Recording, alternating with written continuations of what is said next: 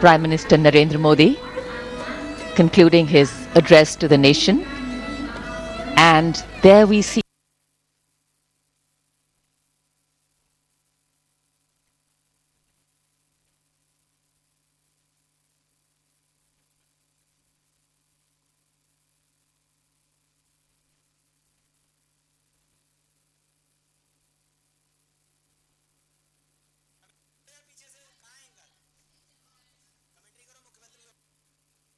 दिखा रहे हैं जहां सीएम योगी आदित्यनाथ ने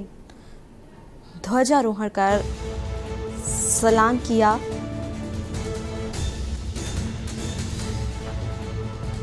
आज 75वें स्वतंत्र दिवस के अवसर पर पूरा देश आजादी का जश्न मना रहा है।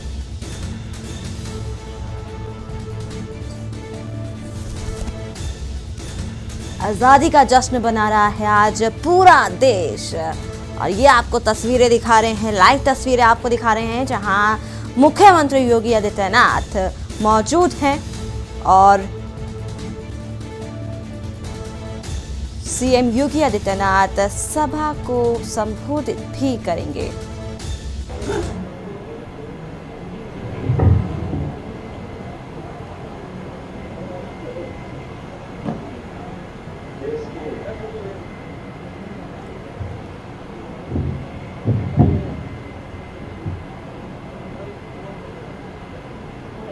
देश के 75वें स्वाधीनता दिवस के अवसर पर मैं आप सभी प्रदेशवासियों को हृदय से बधाई देता हूं। ये हम सबका सौभाग्य है कि देश की स्वाधीनता कि अमृत महोत्सव वर्ष का हम सबको साक्षी बनने का अवसर प्राप्त हो रहा है। 1947 में पराधीनता के खिलाफ एक लंबी लड़ाई के बाद देश अनगिनत बलिदानों के कारण स्वतंत्र हुआ था। देश की स्वाधीनता की क्या कीमत होती है कि देश के अंदर अलग अलग स्थानों पर बने हुए शहीद स्मारक, स्वाधीनता आंदोलन से जुड़े हुए वे सभी स्मारक इस बात के जीवंत गवाह हैं। तो आधुनिक भारत के एक महातीर्थ के रूप में हम सबको देश की स्वाधीनता की लड़ाई का एहसास कराते हैं। मैं इस अवसर पर 1857 से प्रारंभ हुई देश की स्वाधीनता की उस सामूहिक लड़ाई के अवसर पर इस देश ने विदेशी हुकूमत को अपनी ताकत का एहसास कराया था। कहीं झांसी में रानी लक्ष्मीबाई के नेतृत्व में, कहीं बलिया में मंगल पांडे का नेतृत्व, कहीं लखनऊ में स्वाधीनता आंदोलन के लिए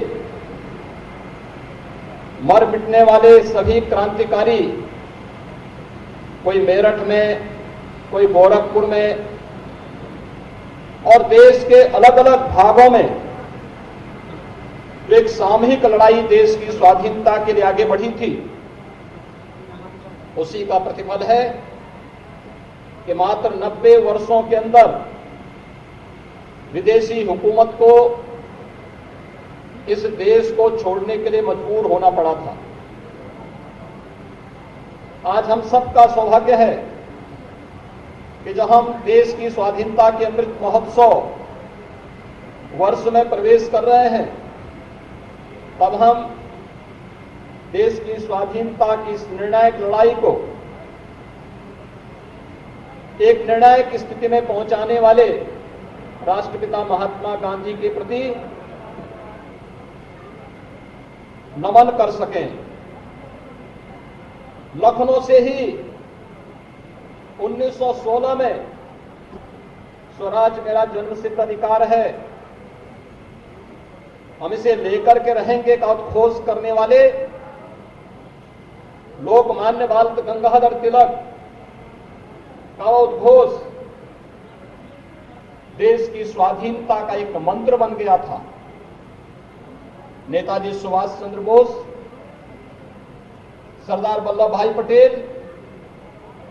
स्वातंत्र वीर सावरकर, डॉक्टर श्यामा प्रसाद मुखर्जी जैसे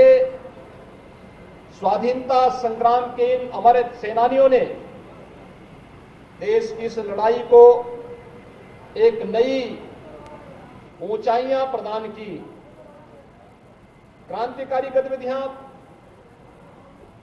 पूरे देश के अंदर चलती रही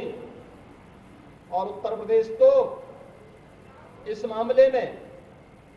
इस निर्णायक लड़ाई का एक केंद्र बिंदु बना।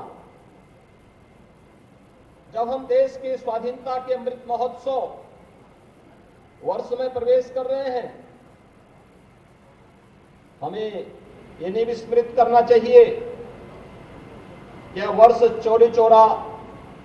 के ऐतिहासिक घटना का शताब्दी वर्ष भी है।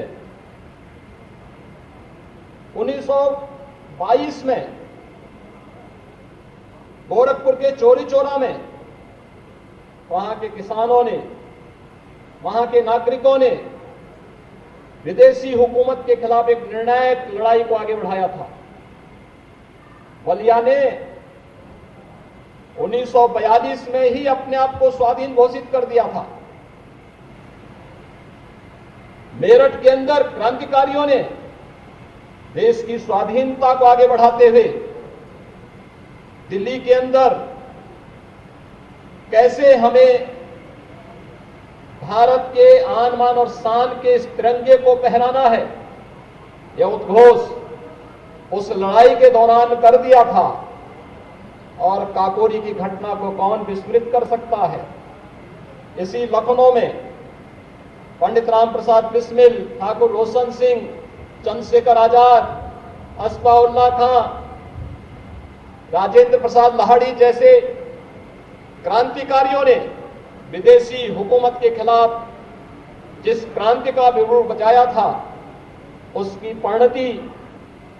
15 अगस्त 1947 को देश की स्वाधीनता के रूप में हम सबको देखने को मिला। और आज हम सौभाग्यशाली हैं कि हम देश की स्वाधीनता के इस अमृत महोत्सव के अवसर पर देश के यशस्वी प्रधानमंत्री के नेतृत्व में एक नए भारत, एक श्रेष्ठ भारत की परिकल्पना को साकार होते हुए देख रहे हैं। मैं इस अवसर पर देश की स्वाधीनता के लिए उन सभी अमर सेनानियों को कोटि कोटि नमन करते हुए विनम्र श्रद्धांजलि अर्पित करता हूं। देश की स्वाधीनता के बाद देश के बाह्य और आंतरिक सुरक्षा को सुदृढ़ बनाए रखने, भारत के नागरिकों को एक सुरक्षित माहौल प्रदान करने वाले भारत के सभी वीर जवानों को, जिन्होंने देश के अंदर विभिन्न युद्धों में अपने आप को बलिदान किया, आंतरिक सुरक्षा की स्थिति को सुदृढ़ बनाए रखने के लिए जिन्होंने अपनी आहुति दी, उन सभी जवानों को भी मैं इस अवसर पर विनम्र श्रद्धांजलि अर्पित करता हूं। भाइयों बहनों, देश जब अपना अमृत महोत्सव का इस कार्यक्रम को आयोजित कर रहा है, तो देश की सबसे बड़ी आबादी के इस राज्य से इस देश की कुछ अपेक्षाएं होंगी। उन अपेक्षाओं पर खरा उतरना ही भारत के स्वाधीनता संग्राम सेनानियों, भारत के उन वीर जवानों जिन्होंने देश की स्वाधीनता के लिए, देश की सुरक्षा के लिए, इस देश के अंदर, प्रदेश के अंदर कानून व्यवस्था को बनाए रखने के लिए अपनी आहुति दी, अपना बलिदान दिया, उन सब के प्रति हमारी विनम्र श्रद्धांजलि यही होगी कि हम लोग अपने अपने क्षेत्र में अपने कर्तव्यों का पालन करें। यही हमारे लिए हमारा राष्ट्र धर्म भी है। हमारी आस्था व्यक्तिगत हो सकती है, हमारी अपनी पूजा पद्धति विशिष्ट हो सकती है, लेकिन जब हम राष्ट्र के परिप्रेक्ष्य में सोचते हैं तो हमारा कर्तव्य ही हमारा धर्म होता है और अपने उस कर्तव्य का ईमानदारी पूर्वक निर्वहन,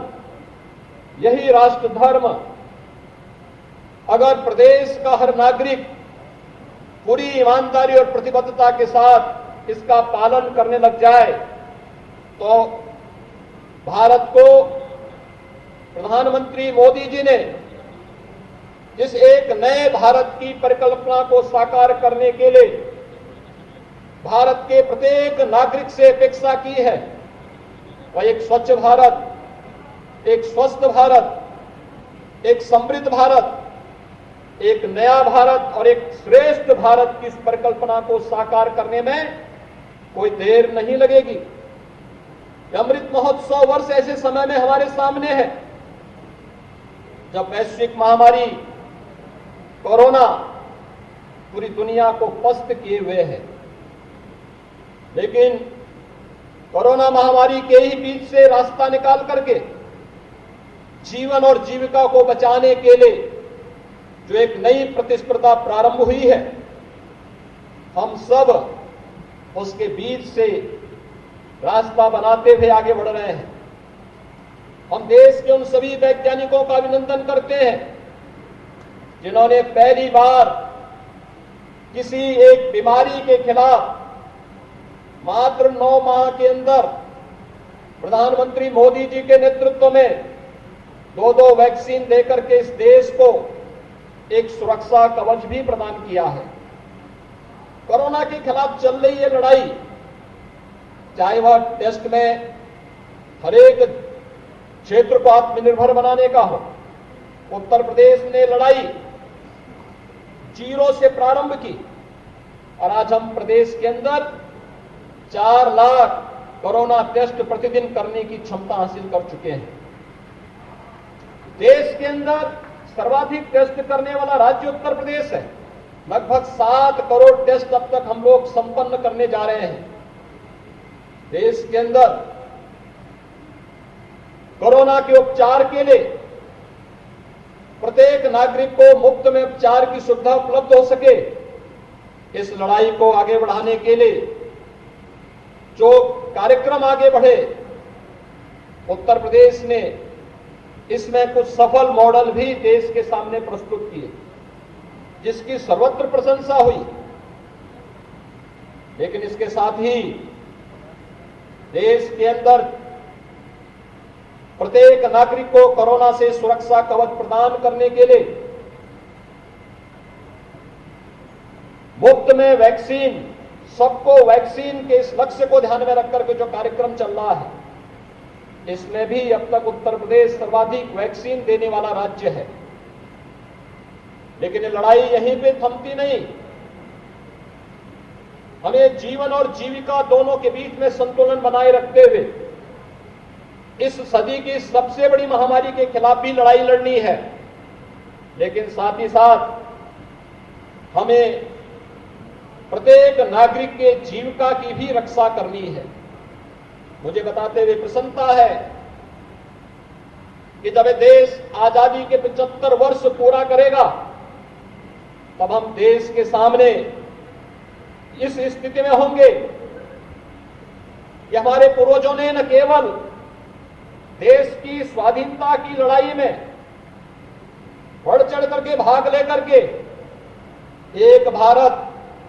श्रेष्ठ भारत की परिकल्पना को आज से 75 वर्ष पूर्व साकार करने के लिए अपनी आहुति दी थी, अपना बलिदान दिया था, बल्कि आज इस देश के यशस्वी नेतृत्व प्रधानमंत्री मोदी जी के नेतृत्व में भी हम लोग एक भारत श्रेष्ठ भारत और समृद्ध भारत की इस परिकल्पना को साकार करने में अपना योगदान पूरी ईमानदारी और प्रतिबद्धता के साथ दे रहे हैं। उत्तर प्रदेश विगत 4 वर्ष के दौरान जो उत्तर प्रदेश देश की छठी अर्थव्यवस्था के रूप में जाना जाता था, आज देश की दूसरी अर्थव्यवस्था के रूप में यह देश के सामने उभर करके सामने आ चुका है। यह उत्तर प्रदेश, इस उत्तर प्रदेश के बारे में कहा जाता था कि व्यवसाय की सुगमता उत्तर प्रदेश में नहीं, कानून व्यवस्था का बदहाल स्थिति, दंगों की एक श्रृंखला खड़ी होना, सौहार्द का चौपट होना, अराजकता जिसकी पहचान बन चुकी थी, और जिस प्रदेश में हम कहते थे कि आबादी के हिसाब से उत्तर प्रदेश सबसे बड़ा राज्य है, लेकिन आर्थिक प्रगति में और कानून व्यवस्था की ध्वस्त स्थिति में उत्तर प्रदेश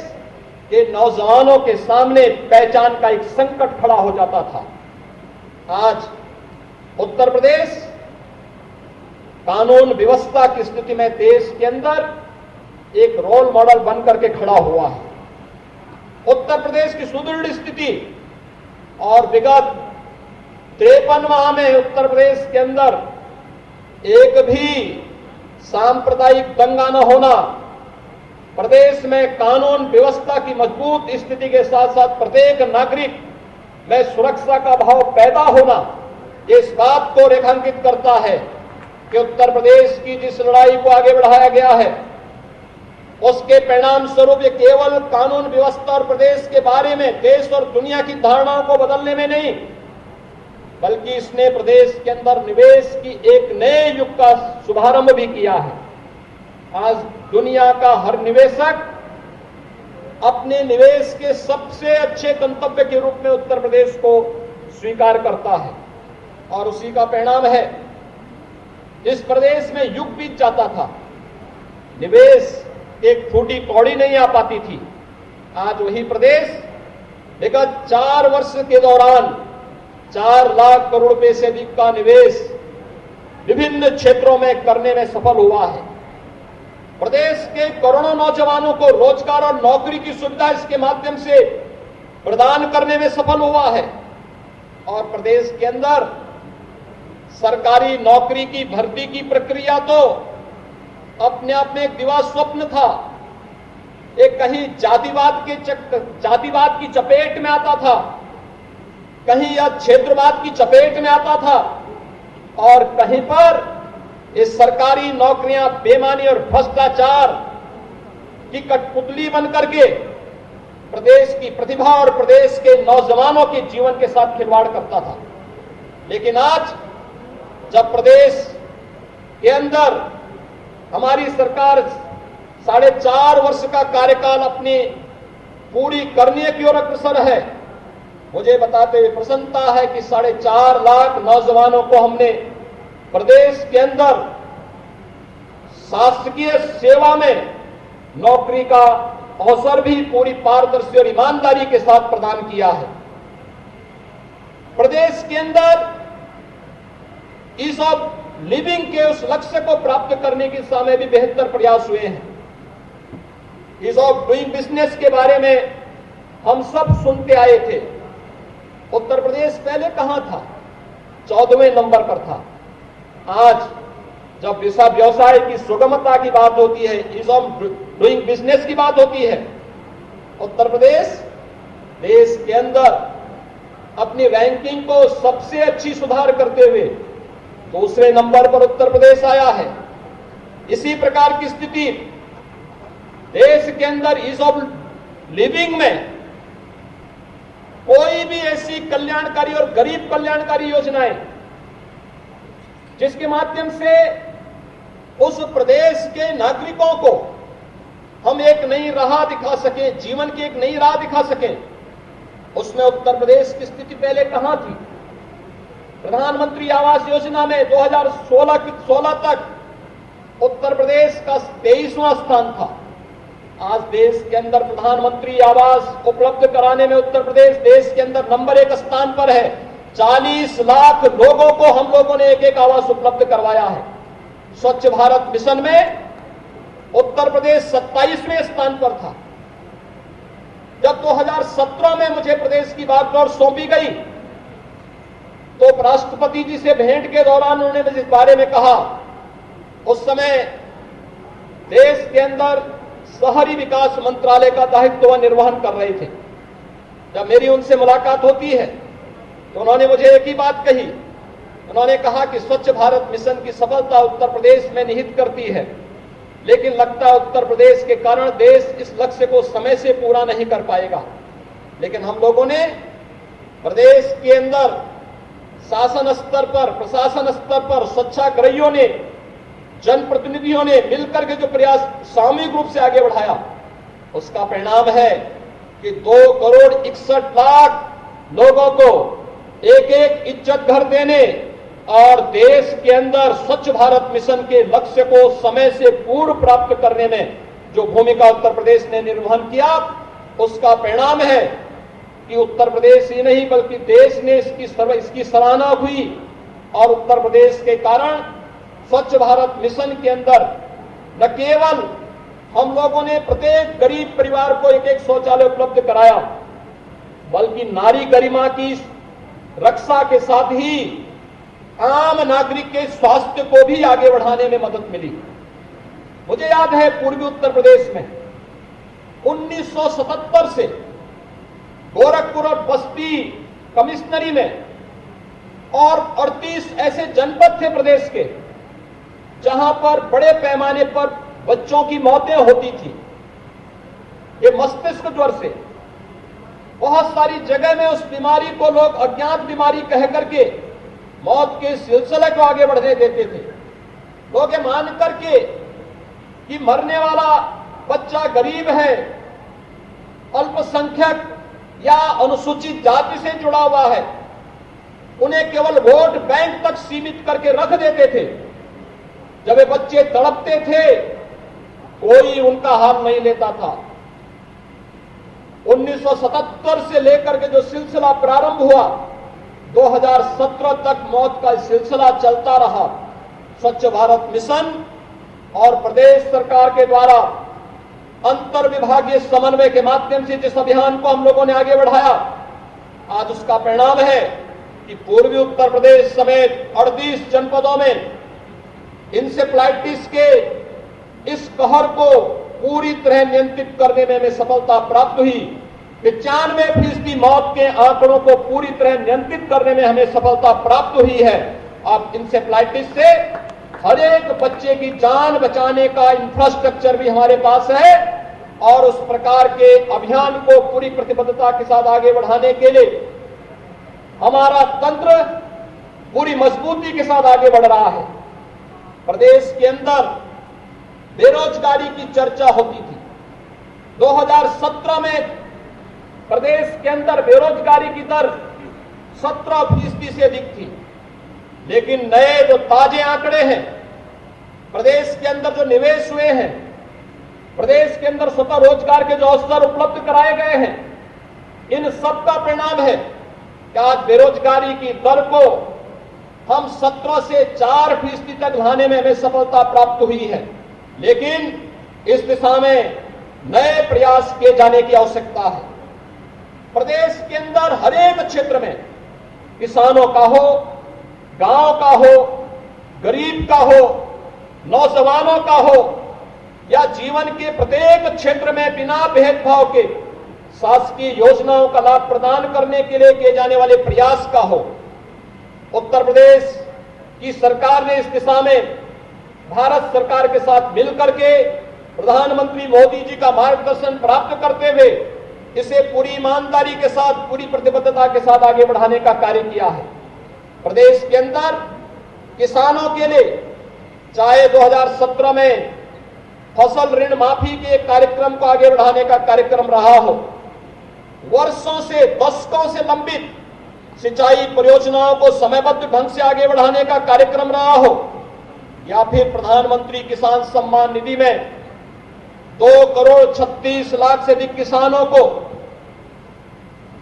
प्रधानमंत्री किसान सम्मान निधि का लाभ प्रदान करने का कार्यक्रम प्रदेश सरकार ने पूरी ईमानदारी के साथ इसे आगे बढ़ाया है। और यही नहीं, प्रदेश के अंदर कोरोना कालखंड में 15 करोड़ लोगों को प्रधानमंत्री गरीब कल्याण अन्न योजना का लाभ उपलब्ध कराने का आवश्यकता पड़ी तो हर माह न केवल प्रधानमंत्री गरीब कल्याण योजना के माध्यम से, बल्कि प्रदेश शासन ने भी अपने स्तर पर प्रवासी कामगारों के लिए, रजिस्टर्ड श्रमिकों के लिए न केवल अन्न की व्यवस्था बल्कि भरण पोषण भत्ते की भी व्यवस्था देकर के उनकी जीवन को एक नई राह दिखाने का कार्य इस महामारी के दौरान प्रदेश के अंदर पूरी ईमानदारी के साथ आगे बढ़ाने का कार्य किया गया। प्रदेश के अंदर प्रोक्यूरमेंट के कार्यक्रम को आगे बढ़ाने का रहा हो, या गन्ना किसानों का 45 लाख गन्ना किसानों को 1,41,000 करोड़ रुपए से अधिक का गन्ना मूल्य का भुगतान समयबद्ध ढंग से आगे बढ़ाने का कार्यक्रम प्रदेश सरकार पूरी ईमानदारी के साथ अपने अन्नदाता किसानों की न केवल सम्मान की रक्षा करने के लिए, बल्कि वे आर्थिक रूप से उन्नयन की ओर अग्रसर हो, इसके लिए प्रदेश सरकार पूरी ईमानदारी के साथ कार्य कर रही है। प्रदेश के अंदर उत्तर प्रदेश देश का पहला राज्य है जो अपने 2 करोड़ श्रमिकों को 2 लाख रुपए की सामाजिक सुरक्षा की गारंटी दे रहा है। 5 लाख रुपए स्वास्थ्य बीमा का कवर उन्हें उपलब्ध करा रहा है। और उत्तर प्रदेश देश के अंदर पहला राज्य है जिसने खेतिहर मजदूरों को भी मुख्यमंत्री कृषक दुर्घटना बीमा योजना में कवर करते हुए उन्हें किसी भी आपदा के समय अगर दुर्भाग्य से बटाईदार या खेतिहर मजदूर की मौत होती है, उनके परिवार के किसी जनहानि होती है, तो 5 लाख रुपए की सुरक्षा बीमा राज्य सरकार उन्हें उपलब्ध करवाने का कार्य प्रदेश के अंदर कर रही है। तो हम आपको दिखा रहे थे जहां मुख्यमंत्री योगी आदित्यनाथ ने जनता को संबोधित किया और आज 75वें स्वतंत्रता दिवस के अवसर पर प्रधानमंत्री नरेंद्र मोदी ने ध्वजारोहण भी किया और साथ ही साथ जनता को, राष्ट्र को संबोधित भी किया। आज़ादी का सिलसिला जारी